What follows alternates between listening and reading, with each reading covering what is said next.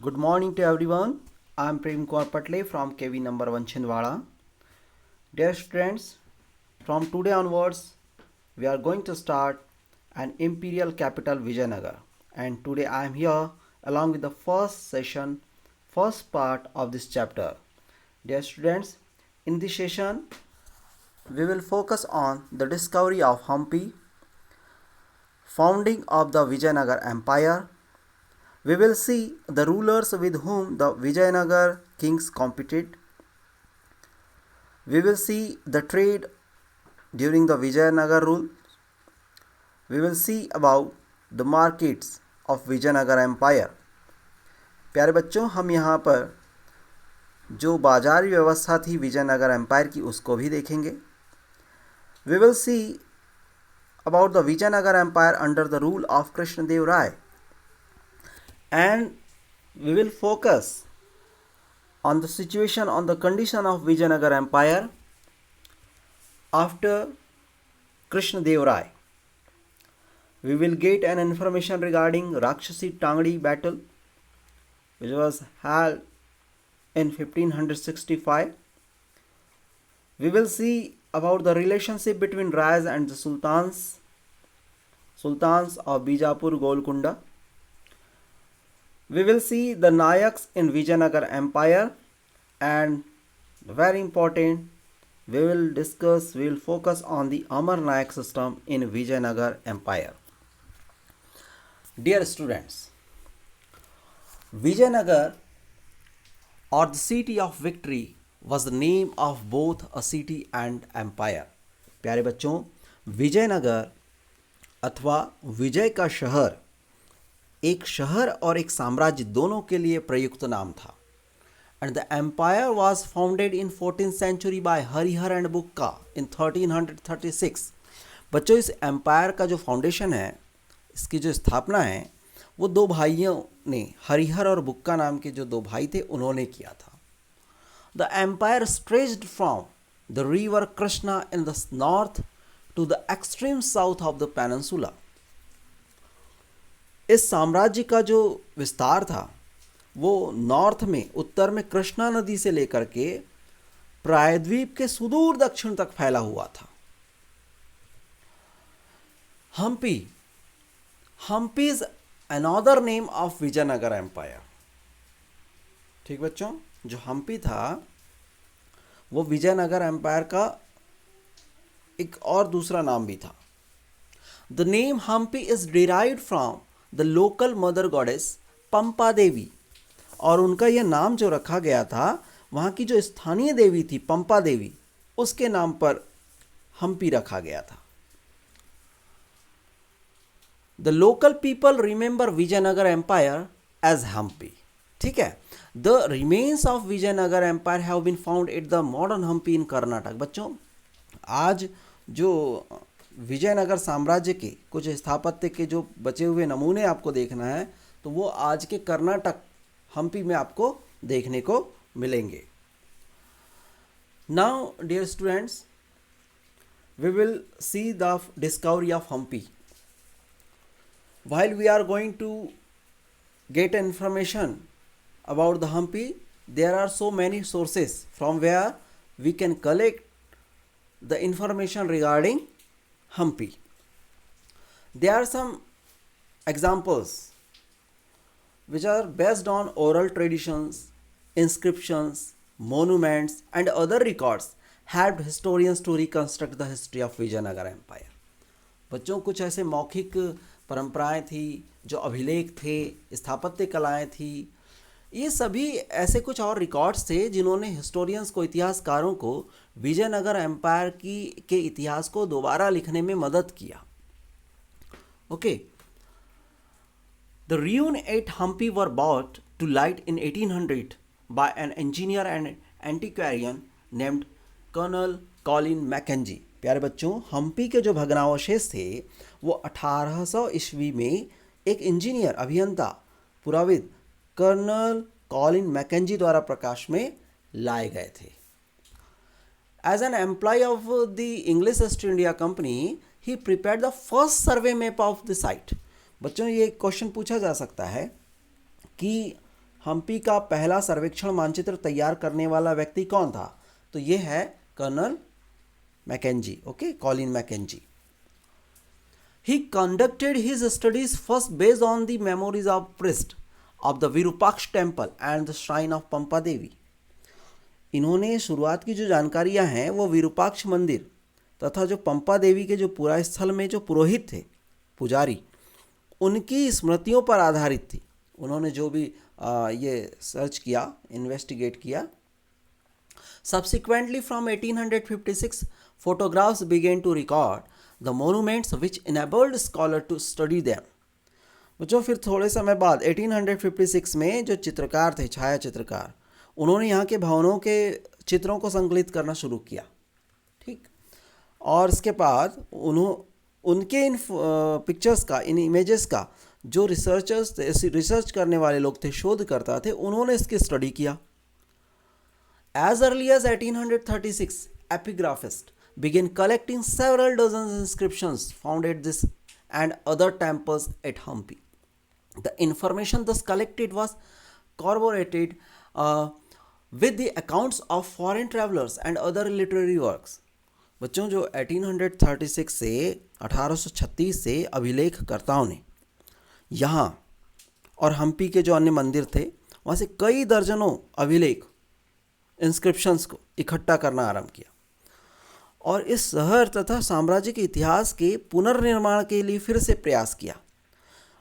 और ये प्रयास करने वाले जो इतिहासकार थे, इतिहासकारों ने इन स्रोतों का विदेशी यात्रियों के वृत्तांतों, जो फॉरेनर ट्रेवलर्स थे, उनके वृत्तांतों तथा जो तेलुगु, कन्नड़, तमिल और संस्कृत में लिखे गए साहित्य थे उससे मिलान किया। तब जाकर के इन्होंने यहाँ की हिस्ट्री को रिकंस्ट्रक्ट किया। Now we have to know about the Colin Mackenzie. He was born in 1754 and became an engineer, surveyor and cartographer. बच्चों ये एक मानचित्रकार था, एक इंजीनियर भी था, एक सर्वेक्षक भी था, ठीक। And in 1815 he was appointed the first surveyor general of India. इसको आपको ज़रूर नोट करना चाहिए। and remained in the post till his death in 1821. बच्चों ये भारत का पहला सर्वेयर जनरल बनाया गया था और अपनी मृत्यु 1821 होते तक यह इस पद पर बना रहा था। In order to understand India's past to make governance of the colony easier, he surveyed many historic sites. He thought that regional customs and traditions will benefit the English East India Company in its administration. बच्चों ये भारत के अतीत को बेहतर ढंग से समझने की कोशिश किया। ये समझता था कि उपनिवेश यानी जो कॉलोनाइजेशन चल रहा था उसके प्रशासन को आसान बनाने के लिए यहाँ के इतिहास को, यहाँ के लोकल ट्रेडिशंस को, यहाँ के हिस्टोरिकल प्लेसेस को, इनका सर्वेक्षण करना ज़रूरी है, इनको जानना ज़रूरी है, तभी भारत देश पर बेहतर तरीके से प्रशासन किया जा सकता है। तो इस तरह से कॉलिन मैकेंजी ने हम्पी के खोज में अपना महत्वपूर्ण योगदान दिया था। Now dear students, you may see an the image of Virupaksha temple. Dear students, Rayas, Nayaks and sultans. रायज कौन थे बेटा? रायक थे जो विजयनगर एम्पायर के जो रूलर्स थे वो अपने आप को राय कहते थे। नायक्स के बारे में अभी हम आपको एक्सप्लेन करेंगे, जो कि विजयनगर एम्पायर के जो रूलर्स होते थे उनके कंट्रोल में रहते थे। और सुल्तान्स बीजापुर, गोलकुंडा, बीदर, अहमदनगर, यहाँ के जो सुल्तान थे उनके बारे में भी हम इनमें इंफॉर्मेशन गेन करेंगे। Firstly, in first paragraph, you will get information regarding the founding of the empire. Okay, according to tradition and epigraphic. बच्चों जो अभिलेखित साक्ष्य और परंपरा है उनके आधार पर हमें क्या जो साक्ष्य मिलते हैं वो क्या है? Two brothers Harihar and Bukka founded the Vijayanagar empire in 1336. Vijayanagar साम्राज्य की स्थापना दो भाइयों हरिहर और बुक्का द्वारा 1336 में की गई, ठीक है। और इस साम्राज्य की जो अस्थिर सीमाएं थी उसमें क्या खास बातें थी? The empire included different people who spoke different languages and follow different religious tradition. इस साम्राज्य की जो अस्थिर सीमाएं थी, अस्थिर सीमाएं मतलब होता है बेटा कि जो कभी कम कभी ज़्यादा होती रहती थी, उसमें अलग अलग भाषाएं बोलने वाले और अलग अलग धार्मिक परंपराओं को मानने वाले लोग रहते थे। ठीक, जो नेक्स्ट पैराग्राफ है that is related to the rulers with whom the Vijayanagar kings competed. ये हमें बतलाएगा कि विजयनगर एम्पायर के जो किंग थे उनका किसके साथ कंपटीशन होता रहता था। On the other northern frontiers the Vijayanagar kings competed with contemporary rulers such as the sultans of Deccan and the Gajapati rulers of Odisha for control। देखिए इनका जो सबसे ज़्यादा जो कंपटीशन होता था वो डेक्कन के सुल्तान होते थे। और डेक्कन के सुल्तान कहाँ के? बीजापुर, अहमदनगर, गोलकुंडा, ये महत्वपूर्ण थे। इनके साथ गजपति रूलर्स, उड़ीसा में बेटा गजपति शासन हुआ करता था, गजपति शासक हुआ करते थे, इनके साथ इनका हमेशा युद्ध होता रहता था या कंपटीशन होता रहता, तनाव की स्थिति हमेशा बनी रहती थी।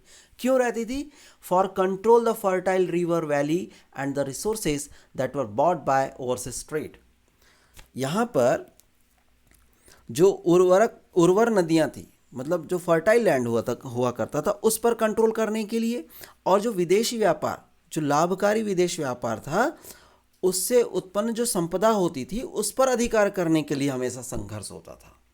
ठीक है, river valleys and the resources generated by lucrative overseas trade.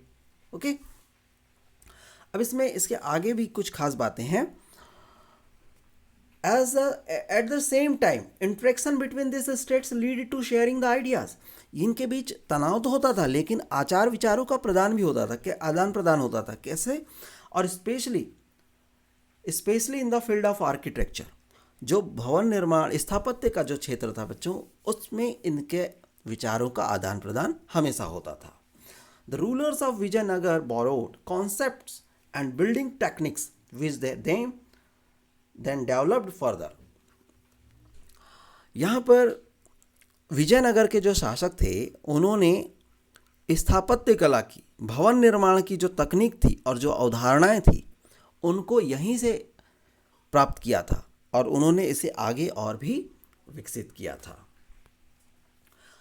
Some of the areas that were incorporated within the empire had witnessed the development of powerful states, such as those of Chols in Tamil Nadu and the Hoysala in Karnataka। बच्चों जो अब के समय हम अगर बात करें 1336 के से आगे की, तो इसके पहले 1336 से पहले ऐसे कई हिस्से थे विजयनगर एम्पायर के जो पहले चोल डायनेस्टी, तमिलनाडु में चोल डायनेस्टी और कर्नाटक में जो होयसल्स थे, उनके विकास को उन क्षेत्रों ने देख चुका था जो अभी विजयनगर एम्पायर का हिस्सा थे। ठीक है, ruling elites in these areas had extended patronage to elaborate temples such as Brihadeshwar temple at Tanjavur and Channakeshav मंदिर टेम्पल एट बेलूर। बच्चों इन क्षेत्रों के जो शासक वर्ग ने विशाल मंदिरों का निर्माण कराया, जैसे तंजावुर का बृहदेश्वर टेम्पल और बेलूर के चन्नकेशव मंदिर, इनको उन्होंने संरक्षण भी प्रदान किया, इनको पैट्रोनेज प्रोवाइड किया। The rulers of Vijayanagar who called themselves Raya, ये अपने आप को राय कहने वाले कहाँ के रूलर थे, कौन थे? तो ये विजयनगर रूलर्स है ना। Built on these traditions and carried them as we will see literally to new heights।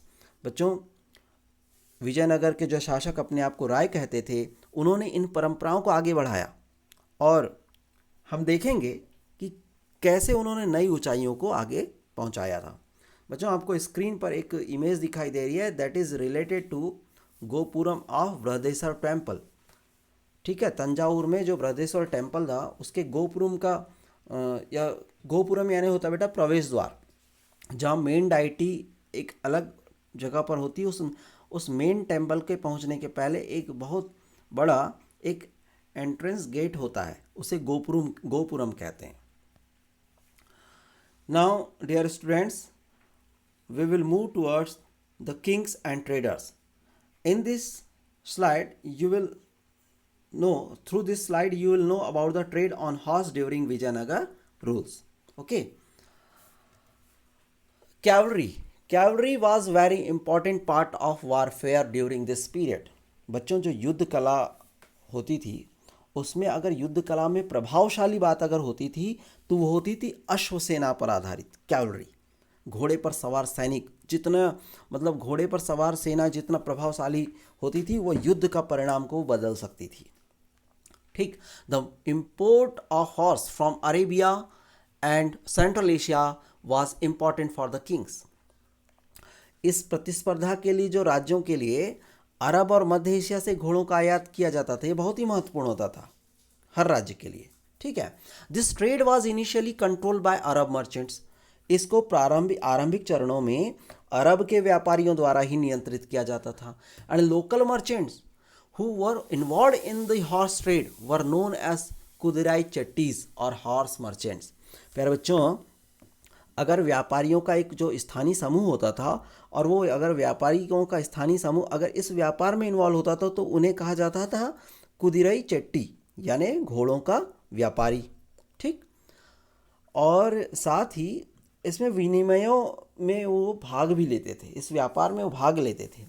From 1498 other actors such as Portuguese arrived on the scene. अब 1498 1498 से कुछ और लोग, मतलब स्पेशली पुर्तगाली, अब इस व्यापार के पटल पर उभर करके वो सामने आते हैं। ठीक है। These were Portuguese who arrived on the west coast of the subcontinent and attempted to establish trading and military stations. बच्चों, उन्होंने अब ये यहाँ पर आकर के पश्चिमी तट पर आकर के व्यापारिक और सामरिक केंद्र की स्थापना करना शुरू कर दिया। और उनकी जो बेहतर सामरिक टेक्निक थी, जो मिलिट्री टेक्नोलॉजी थी, they are superior military technology, specially the use of musket enabled them to become important player in the tangled politics of the period. उनके पास जो बंदूक हुआ करती थी उस बंदूक के प्रयोग ने उन्हें इस काल में जो टैंगल्ड पॉलिटिक्स थी, उलझी हुई जो राजनीति थी, उसमें एक इम्पॉर्टेंट प्लेयर के तौर पर उन्हें उभार करके सामने लेकर आया। क्योंकि उन पास मस्केट, यूज़ ऑफ मस्केट, बंदूकों का उपयोग करना शुरू किया। बेटा 1498 में पुर्तगालियों ने सामरिक मदद भी की थी, जिससे वे महत्वपूर्ण शक्ति बनने के साथ साथ बनने भी लगे और इस पॉलिटिकल सिचुएशन में, पॉलिटिकल एरेना में एक इम्पॉर्टेंट फिगर के तौर पर उभर करके सामने भी आने लगे थे। तो हमने देखा trade on horse. Okay. In next slide you will see about the market in the Vijayanagar empire. Markets in the Vijayanagar Empire were known for its spices, textile and other precious stones. बच्चों, जो विजयनगर साम्राज्य का जो trade था वो मसालों, वस्त्रों और रत्नों के लिए, अपने बाजारों के लिए बड़ा प्रसिद्ध था। Trade was the status symbol for cities in the empire and boasted of a wealthy population that was in need of high value exotic goods such as precious stones and jewellery.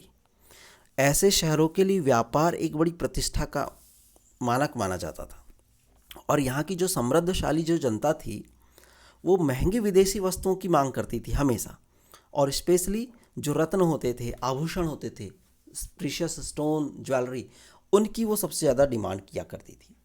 The revenue that came from the trade was used for the development of state. और दूसरी ओर जो व्यापार से जो राजस्व मिलता था वो इस स्टेट की समृद्धि में बहुत बड़ा योगदान देता था।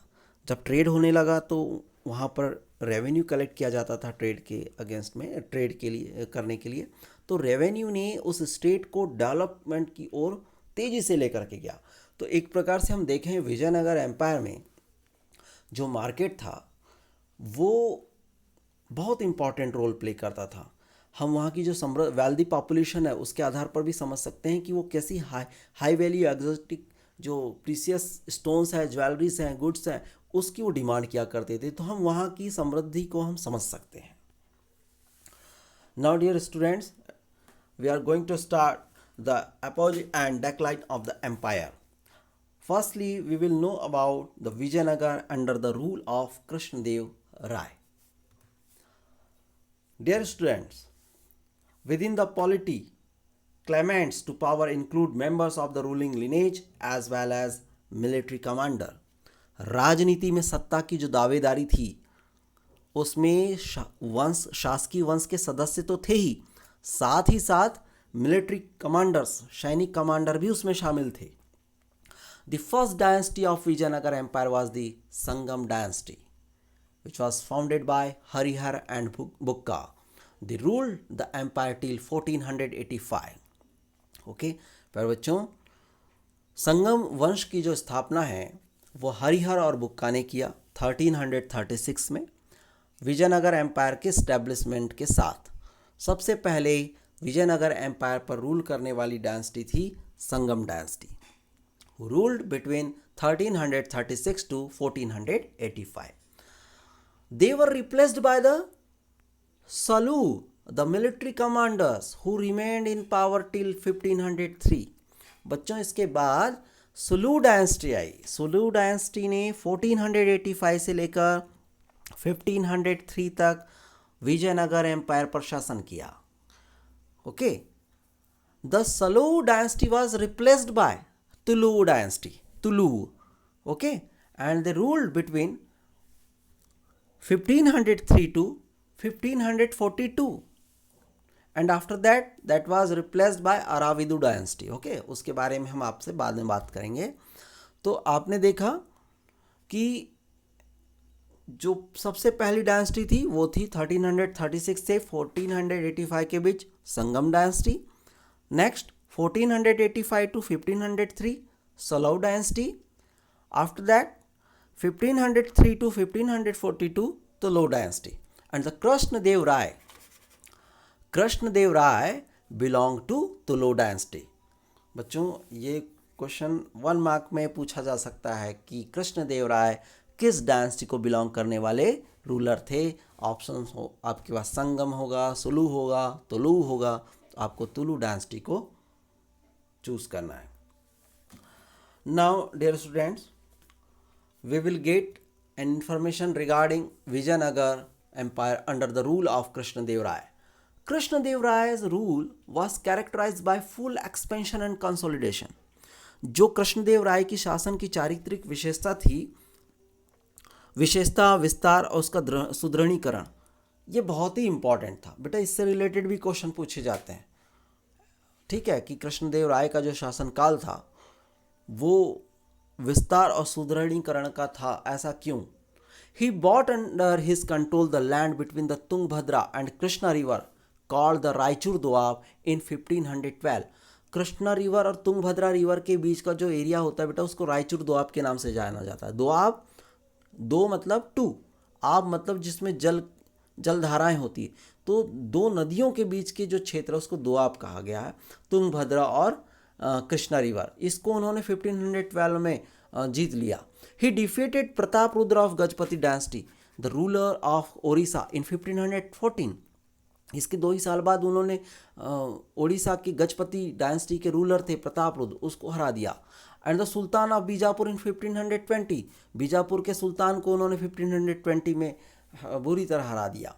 His rule is credited with building of fine temples and attractive gopurams और to many important South Indian temples. बच्चों इनके कुछ बेहतरीन जो मंदिरों के निर्माण थे और कई महत्वपूर्ण दक्षिण भारतीय मंदिरों में उन्होंने भव्य गोपुरमों का निर्माण कराया. और इन सबको जोड़ने का जो श्रेय है वो किसको जाता है? कृष्णदेव राय को जाता है. For example the gopuram of Brihadeshwara temple at Thanjavur. He also founded the suburban township near Vijayanagar called Nagalapuram named after his mother. प्यारे बच्चों इसके बाद उसने अपनी माँ के नाम पर विजयनगर के समीप ही नगलपुरम नामक एक उपनगर की भी स्थापना की थी. तो विजयनगर के संदर्भ में सबसे विस्तृत विवरण कृष्णदेव राय के या उसके तुरंत बाद के कालों से प्राप्त होते हैं. तो आपने देखा कि किस तरह से कृष्णदेव राय ने 1512 में रायचूर दोआब को जीत लिया, 1514 में ओडिशा, 1520 में बीजापुर सुल्तान. तो इस तरह से उन्होंने बहुत ही इम्पोर्टेंट काम किया था। बच्चों ये आप देखिए बृहदेश्वर टेम्पल का इमेज आपके स्क्रीन पर दिखाई दे रहा है, और इस स्क्रीन पर आपको ये जो दूर में ये दिखाई दे रहा होगा, ये गोपुरम है, ठीक है, ये गोपुरम है ये वाला। और बेटा ये मेन डाइटी का जो है ना प्लेस है, ये बीच में जो आपको दिखाई दे रहा है। Now we will see about the condition of Vijayanagar after Krishnadeva Raya. बेटा 1529 में कृष्णदेव राय की मृत्यु हो जाती है। आपको इसके बारे में बताने से पहले I want to give an information regarding Krishnadeva Raya. He was a good military leader, he was a great poet, he was the patron of art, learning and literature. Okay, Ashtadiggaj is also related to Krishnadev Rai. Krishnadev Rai also a writer. Amukta Malyada in Telugu, his famous work. अमुक्त माल्यदा नामक उसने एक book लिखी थी बेटा तेलुगु में, तो ये उनके वर्क भी थे। After the death of Krishnadev Rai in 1529, his successor faced problem created by rebellious Nayaks or military chiefs. बच्चों 1529 में कृष्णदेव राय की मृत्यु के पश्चात जो राजकीय ढांचे में तनाव उत्पन्न होने लगा और उनके जो उत्तराधिकारी थे उनको विद्रोही नायकों और सेनापतियों की चुनौती का सामना करना पड़ा। By 1542, the control of the empire came under another ruling lineage, the Aravidu, which continued till the end of the 17th century. बच्चों 1542 तक केंद्र का जो नियंत्रण एक अन्य राजकीय वंश अराविदू के हाथों में चला गया और 17वीं शताब्दी के अंत तक वो उस पर कब्जा बनाए हुए रखे हुए थे। The military ambition of the rulers of Vijayanagar and Deccan Sultans resulted in shifting alignments. बच्चों अब क्या स्थिति निर्मित हो रही थी कि विजयनगर के जो शासक थे और दक्कन सुल्तान कहाँ सल्तनत कहाँ की थी, बीजापुर, अहमदनगर और गोलकुंडा की, ठीक है। इनकी जो मिलिट्री एम्बिशंस था, सामरिक महत्वाकांक्षा के चलते जो अलाइनमेंट्स थे वो शिफ्ट हो रहे थे, समीकरण बदल रहे थे। Eventually it resulted in an alliance of the सल्तनत अगेंस्ट विजयनगर। अंत में एक स्थिति ऐसी निर्मित हुई कि जितनी भी दक्कन सल्तनतें थीं वो आपस में एक साथ हो गई और उन्होंने विजयनगर के विरुद्ध युद्ध का ऐलान कर दिया। 1565 In 1565, the Battle of Talikot started, and the army was led by Ram Rai. Okay, was the chief minister of Vijayanagar. बच्चों 1565 में विजयनगर की सेना प्रधानमंत्री राम राय के नेतृत्व में राक्षसी टांगड़ी, ठीक, जिसको तालीकोट के युद्ध के नाम से भी जाना जाता है, तालीकोट के नाम से भी, कि युद्ध में के मैदान में उतरी, जहां उसे बीजापुर, अहमदनगर और गोलकुंडा की जो संयुक्त सेनाएं थी उनके द्वारा करारी शिकस्त मिली। The army of Vijayanagar defeated by combined armies of Bijapur, Ahmednagar and Golconda. The victorious army sacked the city of Vijayanagar. The city was abandoned within a few years. जो विजयी सेनाएं थी बेटा उन्होंने विजयनगर शहर पर धावा बोल दिया, उसे लूट लिया और कुछ ही वर्षों के भीतर यह शहर पूरी तरह से उजड़ चुका था। After the defeat of Aravidu dynasty, ये जो शासक था, चीफ मिनिस्टर था Rama Raya, he was related to Aravidu dynasty, okay, and Aravidu dynasty shifted its focus to the east and ruled from Penukonda, later from Chandragiri near Tirupati. अब साम्राज्य का जो केंद्र था वो पूर्व की ओर स्थानांतरित हो गया। अब यहाँ से जो अराविदु डायनेस्टी थी उन्होंने पेनुकोंडा से और बाद में चंद्रगिरी से शासन किया। अराविदु डायनेस्टी ने कहाँ से रूल किया था after the defeat in battle of Talikota? Chandragiri और पेनुकोना, ये आपको याद रखना चाहिए। The sultan were the reason for destruction of city of Vijayanagar in battle of Talikota in 1564। बच्चों जो विजयनगर के विध्वंस के लिए सुल्तान की सेना पूरी तरह से उत्तरदायी थी, सुल्तानों की, ठीक है। The relation between the sultans and the Rayas were not always or inevitably hostile. In spite of religious differences Krishnadeva Raya. बच्चों, जो सुल्तान और राय के जो संबंध थे वो धार्मिक भिन्नताएं होने के बावजूद, ठीक है, वो अलग अलग धर्मों को मानने वाले लोग थे, उसके बावजूद भी वो शत्रुतापूर्ण नहीं थे, वो हॉस्टिल नहीं थे, वो शत्रुता के भाव नहीं थे। अगर हम इसको एक एग्जाम्पल के तौर पर समझें तो देखिए, कृष्णदेव राय ने सल्तनतों में सत्ता के कई दावेदारों का समर्थन किया। बीजापुर, गोलकुंडा, अहमदनगर, यहाँ पर कई सुल्तान आकर के अपनी सत्ता स्थापित करने का प्रयास करते थे और कृष्णदेव राय उनके उस दावेदारी का हमेशा समर्थन करते थे। इससे उन्हें एक पद दिया गया, उन्हें एक टाइटल प्रोवाइड किया गया, स्टेब्लिशर ऑफ द यवन किंगडम। यवन राज्य की स्थापना करने वाला एक गौरवशाली पद उन्हें प्रदान किया गया था सुल्तानों के द्वारा। The sultans of Bijapur intervened the resolve succession.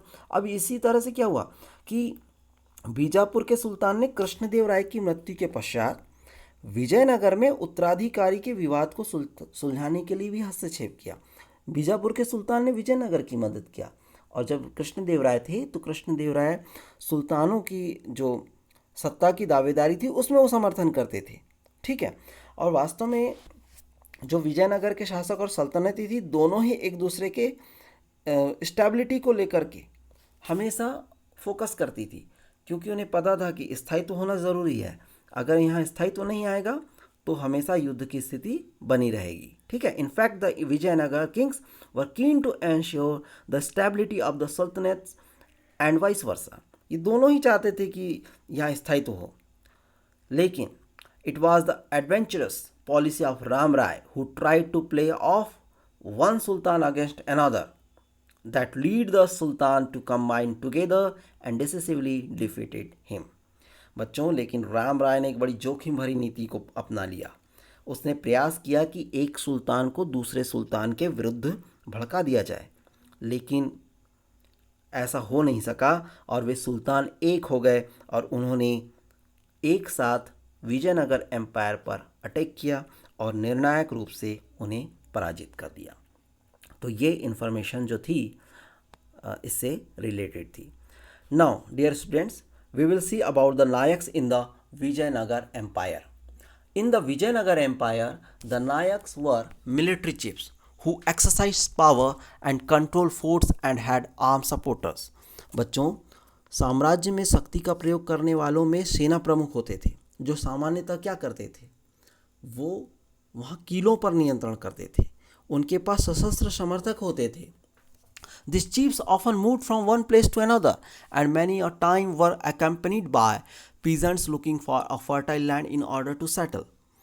ये प्रमुख आमतौर पर एक स्थान से दूसरे स्थान पर भ्रमणशील रहते थे और कई बार बसने के लिए उपजाऊ भूमि की तलाश में रहते थे, ठीक है। और उनका इस काम में कौन साथ देता था? किसान साथ देते थे, ठीक। The Nayaks spoke Telugu or Kannada. Many nayaks were under the control of the kings of Vijayanagar but often rebelled and faced military action by the king. ये जो नायक होते थे बेटा, ये तेलुगु और कन्नड़ भाषा बोलते थे, और ये नायक विजयनगर शासक की प्रभुसत्ता के आगे समर्पित रहते थे, पर ये अक्सर विद्रोह कर देते थे और इन्हें मिलिट्री एक्शन के थ्रू इन पर कंट्रोल किया जाता था। यहाँ का जो शासक होते थे विजयनगर के, वो उन पर सैनिक कार्रवाई करके उन पर कंट्रोल करते थे। The Amar Nayak system. This is the most important content of this chapter, the Amar Nayak system. The Amar Nayak system was a major political innovation of the Vijayanagar Empire। बच्चों, जो अमर नायक प्रणाली है वो विजयनगर साम्राज्य की एक प्रमुख राजनीतिक खोज थी। Most probably many features of this system were derived from the इक्ता system of Delhi सल्तनत। ऐसा प्रतीत होता है कि इस प्रणाली के जो कई तत्व थे वो इक्ता प्रणाली, दिल्ली सुल्तनत की इक्ता प्रणाली से लिए गए थे। The Amara Nayaka were military commanders. बच्चों, जो अमर नायक होते थे वो मिलिट्री कमांडर्स होते थे, जिन्हें राय द्वारा प्रशासन के लिए राज्य क्षेत्र दिए जाते थे। They were given territories to govern by the raya. Their duty was to collect taxes and other dues from peasants, craftsman and traders in the area. जिन टेरिटरी में इनको दिया जाता था, अथॉरिटी दी जाती थी, उन टेरिटरी से वो टैक्स कलेक्ट करते थे, पीजेंट से, क्राफ्ट्समैन से, ट्रेडर्स से, and they kept part of the revenue for personal use and for maintaining a stipulated contingent of horse and elephants. बच्चों, ये राजस्व का कुछ हिस्सा व्यक्तिगत उपयोग के लिए रखते थे और कुछ घोड़े, हाथी आदि ऐसे निर्धारित जो दल होते थे उनके रखरखाव में भी करते थे। Some of the revenue also used for the maintenance of temples and irrigation work. बच्चों, इसके अलावा यहाँ का कुछ हिस्सा टैक्स का वो मंदिरों के रखरखाव, उनके निर्माण के लिए भी उपयोग में लाया जाता था। They sent tribute to the king annually and personally appeared in the royal court with gift to express their loyalty. इसका कुछ हिस्सा उपहार स्वरूप अपने राजा को भेजा जाता था, वार्षिक हिस्सा, और कभी कभी ये स्वयं वहाँ उपस्थित होकर के, जो राजा का दरबार होता था उसमें स्वयं उपस्थित होकर के गिफ्ट लेकर जाते थे और अपने उस राजा के प्रति अपनी लॉयल्टी को, अपनी स्वामी भक्ति को दिखलाने का प्रयास करते थे। Kings asserted their control over them by transferring them from one place to another. कभी कभी जो राजा होते थे उन्हें एक से दूसरे स्थान पर स्थानांतरित करते थे, इस तरह से वो उन पर कंट्रोल भी करा करते थे। In course of time, they established independent kingdoms. This was one of the causes of weakening and declining of the Vijayanagar empire. परंतु बच्चों, समय के साथ 17वीं शताब्दी में इनमें से कई नायकों ने अपने स्वतंत्र राज्य स्थापित कर लिए और इस कारण ही जो केंद्रीय राज की ढांचा था विजयनगर एम्पायर का, उसका तेजी से विघटन होने लगा था। तो इस तरह से हमने अमर नायक सिस्टम को भी जानने का प्रयास किया। प्यारे बच्चों, उम्मीद है कि आपको ये वीडियो पसंद आया होगा, आपको ये एक्सप्लेनेशन भी समझ में आया होगा। अगर आपको कोई परेशानी महसूस होती है तो इस वीडियो की दी गई लिंक के जस्ट नीचे कमेंट बॉक्स में अपनी प्रॉब्लम्स को मुझसे शेयर करेंगे। Thank you very much.